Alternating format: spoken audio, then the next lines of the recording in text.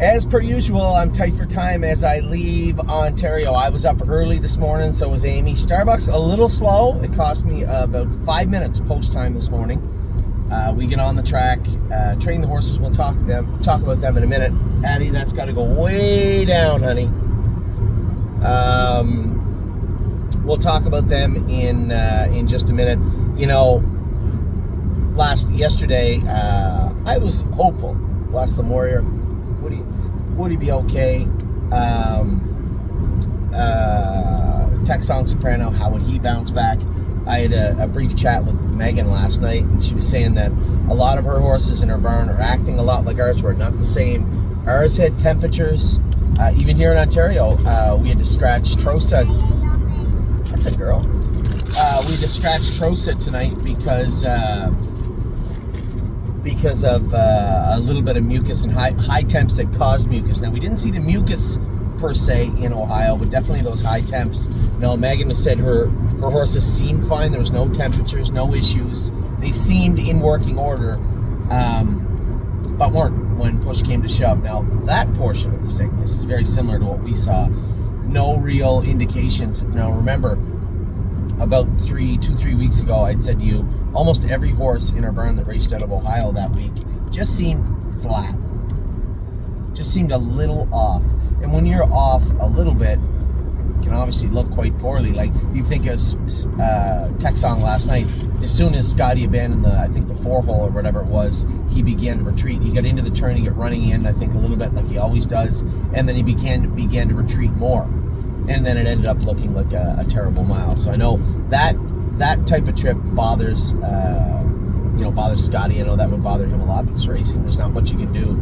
You know, as a driver, you hope that the horses you're about to drive or that you are driving are at what your expectations. It's nice when they're better than expected. It's not so nice when they're worse than expected.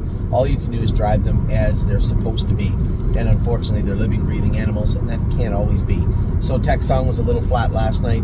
Manhattan Money, as I said, my buddy Larry, who owns a small piece of Manhattan Money, a partner of ours, called me and said, "What do you think?" And I said, "Well, last week it was a soft class. James was second, beat a length, trotted 56-2. Last night, he was in with the likes of Chicago Hall and horses that beat Chicago Hall, and I think pretty highly of Chicago Hall. 55 and a piece, 28 on the end of it. That's a different horse, right? That's not what you were looking at last week. It's a different store. And Manhattan Money's not going to like racing in Chicago Hall. So if that is what we're in store for in the near and long-term future in that class, then I suspect it's probably time for Manhattan Money to head south across the border, race in the Meadows, and get him going. I believe that'll be. There's no rush because remember, all the horses last week, they're missing this week coming up at the Meadows. So all those horses will have better dates than Manhattan Money. It's unlikely if we put him in next week that he'll get in right away. Well, he won't get in because there's no races next week. So I guess we'll leave him in Ontario for another week. You know, hope that we catch the class we got last time, and not that 2 times ago, and not the class that we caught last night. Chicago Hall was great. I was very impressed with the horse that beat him. You know, come from way back and beat him. The horse that won the race is a Chapter 7, so we're never going to worry about that horse again. But the guy that beat us for second, that was a Green Manalishi, and a good-looking one, too. So things are starting to shape up for Chicago Hall. You know, exactly what I said to James. I don't know where he stands on the Gold Series list, but he is a gold horse. I don't think there is any way you can look at his second performance of the year, 55 and a piece, 28 on the end of it, and say, I just don't think he's a gold horse. There's no layovers in the gold division. It's a solid, or I shouldn't say that. I don't know what's out there right now. We'll soon see. But I think it's a solid division, top to bottom. And I definitely believe that Chicago Hall fits in the works, historically speaking. If you say that everything goes this year the way it went last year, I think that Chicago Hall is definitely a player in the division. Is he going to be the favorite? No. But he's going to be knocking on the door all year long, and he's going to be a good horse for us. So I was really happy with Chicago Hall. My main concern today, yes, I wanted to go with the babies. Give me another minute, I'll talk about them. But my main concern today is getting to the Meadows. Right now, I'm 8 minutes late for post time. Now, I can tell you right now that we have Nexus cards with us. If there's not a line up across the bridge, the Peace Bridge, if we can get into the Nexus line, that's usually about a 15-minute saver, and then you really don't have to speed. If you're doing maybe 5 miles over the speed limit, all the way to the Meadows, from the border to the Meadows, you will make up that time. So I would be surprised. Right now, as I go almost to Clapson's Corners, I'm 20 minutes away from my house. If all things go right now, I will be okay to drive Spitfire overseas. If there's traffic or anything else happens, I won't be. And there's nothing more I can do about that. We got to the barn, we were 5 minutes late. We weren't a ton late. We get on the track, we trained the horses. I jumped on, went with the next one, left the track immediately, picked the girls up, and now we're on our way. So I think everything's gone pretty smooth this morning. Now it's just about how smooth it's going to be as we get to the border. A lot of traffic on this road heading towards the border. So maybe I'll have Ava Google how if there's any traffic at the border. As of right now, I think we're going to make it, but a lot can change over the next 4 hours and 51 minutes. So, Spitfire, and then super excited about Aunt Lily tonight. Gorgeous package is in again tonight. Roser and Alexander is in tonight. Trosa, as I said, is scratched, and we have Roser and AJ and Neptune racing at Mohawk. Now, finally, we'll get to the babies. Thoroughly pleased with what I saw this morning in Ontario. I was trying to have tempered expectations because our horses in Ohio have been training hard all year long. We haven't missed that much time. And although I called Dominic, I'm in your seat. You know, if you've ever had horses, could you turn those earphones up? I don't think yet. I can't. I don't think the car in front of us can possibly. What's the point of having the earphones if all I can hear is your music? I can't hear. I'm gonna have to. You gotta get Beats or something. That's ridiculous.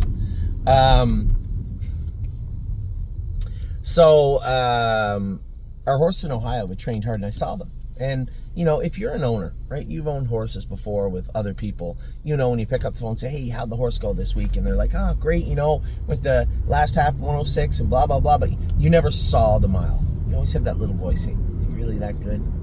So every time I talk to Dominic or Danny or James, they say, no, they trained good, 27, you know, last half 11, they seemed good, nobody was running in, nobody was making breaks, perfect.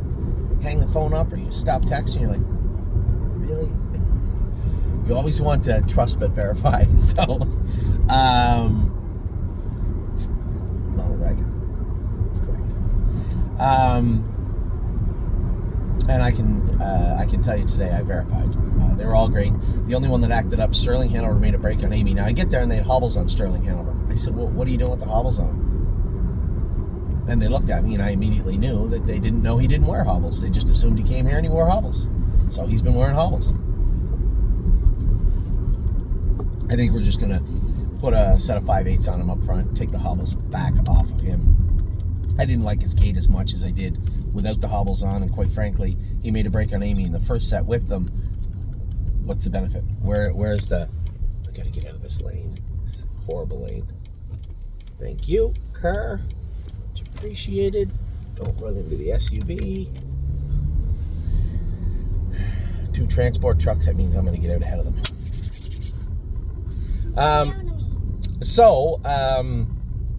What we have is Nick Boyd wanted to come today, so we had 5. We moved somebody into the first set. They moved some horses around. So the first set was 4 horses. Simply Chaotic was the 5th. Sterling Hanover was the 5th, and Nick had his horse come with us. So, a pretty trotter Nick has. That was the horse he beat up on us last time. I thought the horse looked rather good last time training. I didn't know what to expect with Simply Chaotic. I had only gone with him once or twice since he's been over here. The last time I went with him, I thought he was good, but they said he was a little moody, and, you know, I really kind of dropped the hammer on him. I wanted him to do his work really well. And he was very good. I was happy with him, but I wanted to see more, right? That was 3-4 weeks ago. Show me more. So we turned to go a mile, and Danny was going out of there with Solidarity. And I know Solidarity. You make front with him, that's fine. But earlier in the mile, if you go to go around him, he gets really revvy and aggressive, and it's hard to get around him. Well, Danny was going a little bit much, and I moved over to say, hey, slow down, and Solidarity took off again. So we got him rattled back. We got him stopped. If you watch the latter part of the first quarter, we were like walking over to the quarter, and then Nick came with his horse cleared to the front. Now I had a decision to make. I look back. I'm not gonna make it easy on Simply Chaotic. I want to see if there's a boiling point present on this horse today. Now, what I mean by that is there a spot where he's uncomfortable and he becomes moody? What do you do when you're getting a little tired? What do you do when you're uncomfortable? I know Dom's been going with him, so for sure he hasn't moved him in the middle half of the mile. I came with him just past the quarter, coming to the half. I'm out, starting into the backstretch. I clear to the lead. We're at the half in 16, I believe. So we're going to go a mile in around. I told Danny I wanted to go in 25, but we get the half in 16 and we're starting to rock. We're going to go a mile in 22, 23. I know we are. So I look over my shoulder. Amy's on the run at the back with Sterling Hanover. So I know that bothers her, right? So I know she's not having the greatest day already. So I'm like, well, it's fine. I'm on the front. Nick's coming again out of the 2-hole with his horse, so Solidarity must be behind me. James's horse is somewhere in the mix, and Riding the Rodeo also. Those horses have been training good. So around the last turn, Nick and I start to get away just a hair on them, and I just want to sit. We come out of the turn. Now is the point of the mile that's very important for me. Now I don't care about anything else going around me. I'm looking at the body language of Simply Chaotic. I know we're going a mile around 23. I got a little breather getting into the turn. So there's a second there. I know where we're at. We're going in 23. Next horse rolls right up alongside me halfway down the lane. And Simply Chaotic, I just waited to see what he was going to do. And I kind of just shook the lines in his mouth. Gone. I just, hey, tap on the tail a little bit. And Nick never got any closer. We got into the turn, trotted through the turn. Nick was beside me. I think he made a break. I moved over, and Danny came up the inside, coming into the backstretch. So that was Solidarity, and he said he was very good also. We did end up going a mile in 2:23 off a half, 16 and a bit. But a very, very good mile. Johnny said Riding the Rodeo is switch leads. She wore a Murphy blind and a head pole on the inside at Northfield Park. She's on the left line now. So what does that mean? Does that mean whatever was bothering her, if in fact there was something bothering her on the half-mile track that caused that Murphy blind and head pole to be needed on the left, is now dissipating? Because my next question to Johnny was the most important one. Well, do you find her off anywhere on the left side? No, I don't. Okay, so we get all the stuff off her on the inside now. Now she switch leads on the left line. It's not her knees, as you say, she's not sore anywhere. It's not her feet, because the track's super soft over there. She did have OCDs removed from her hocks when she was a baby. They don't seem puffy or sore in any way. I said, is she on the right shaft? No. Okay, so let's just take it what it is. Let's just put a jawbreaker on her. And I said, well, she did wear that snake cord. So you jawbreaker, you can't put the jawbreaker on her now. Why don't you just put a bit burr on the outside of her? You don't want her running in. She'll make breaks. Why don't you just put a bit burr on the outside of her and see how she is? Or line pull, if you want. So I'm going to take that as good news that she's on the left line a little bit instead of being on the right line a little bit more. I'm going to take that as good news. So Ride the Rodeo was good. I did still see some mucus. So the supplement we had her on, I actually ordered it from California, I believe. They're out of it now. I'm going to reorder it. It's a little bit pricey, but I'm going to reorder it. It seemed to really help her. James said he was happy with his filly. It's funny, his chimpanzee filly is acting the same way Degas was. Running in, making breaks. You can tighten the hobbles up, running in, making breaks. Now it's a little more accentuated in Northfield because it's a half-mile track instead of a 5/8. But he blistered her, gave her a week off, and he said, no, she actually trained pretty good today. I was happy with her. Okay, cool. Same that Degas was, right? We added a Murphy blind on the inside. I don't like closing it up too much, but we did on her just because I wanted her straight, and she actually won her training set the other day also. So it's odd that the chimpanzees seem to act the same way. All of them, actually. This is the exact same way that Melisandre acted last year, right? Good news is that Melisandre came back great, and I was thoroughly pleased with her so far in 2025. So, in that set, Solidarity was good. Riding the Rodeo, I believe, Johnny said was very good, just left line a little bit. Solo to Lexington, that's James's filly. She was good. Simply Chaotic he was very, very, very, very good. Really, really happy with that colt. The one thing I always loved about the Tricksteds, sometimes they get a little sore, they get a little out of gear. You got to work with them. You got to work with them, but they're strong. They're powerful horses. One, I said I had the hobbles maybe a hair tight on them today, but they were out as long as they could go the way we had them hooked up on the jog cart. So there's nothing I could do. There was nowhere to loosen them. So I just went with them where they were, and we pulled up, and I said to Nick, I said, probably one of the best Trixton trotters I ever had, no, for sure the best, was Spirit of Dio. And she wore her hobbles as tight as any horse. The only horse I can ever remember, and it's always my watermark for tightness and hobbles, would be the Big Fred. Nobody's ever wore a tighter hobble than Freddie wore. And Spirit of Dio is very close, very close. So I said, clearly this guy, it runs in the family. He doesn't seem to bother him at all either. He was absolutely fantastic. Zero signs of him getting tired, that's for sure. The one thing I did caution Dominic, I said to him, I said, after the mile, I want the horses pacing or trotting into and through the turn faster than they went under the wire. Their best stride should be in that turn after the mile. And I said that because in Dune's training said he let her gap. It's a bad habit. Finish the mile, finish up with authority. You see NFL players run through the end zones after the kickoff, right? It's your training. Finish. And when it comes to Dune, he was letting her lag going through the turn. I said, hey, you can probably see me on the mile. I said, get her going through the turn faster than going through the wire. It's a good habit to get into because also it allows them, now they're tired at the end of the mile. And what they do going into that turn, they learn from, right? You'll see horses, especially mostly trotters, they'll go into a turn, they'll get out of gear, and make a break, get out of gear, make a break. But as they're tired, that's when they're less likely to do that. So when you go out of there, when you finish up your mile, you're apt to help them more going into that turn now that they're a little thawed out and a little tired than you would be, say, at the start of the mile. So it's more for the trotters and the pacers, but I want them finishing and going through that wire and into that turn quicker. And otherwise, I was happy with everybody today. Now, you'll note that Sterling Hanover was acting up today in the first set, so lucky for him, he got to go again. Johnny went with him, and I said to Amy, go with Dune. I don't think she understood what I was saying because Dominic came out on Dune. But Amy watched Sterling go, and we just put a set of bell boots on him. He was much better. Finished up his mile good in the second set also. But as I said to them, just hit the track's too deep for flip-flops with him. So just put a 5/8 on him up front and take those hobbles back off him. Leave the bell boots on him, take the hobbles off him, and I think he'll be just fine. But he finished up his mile good. Now, let me get this right.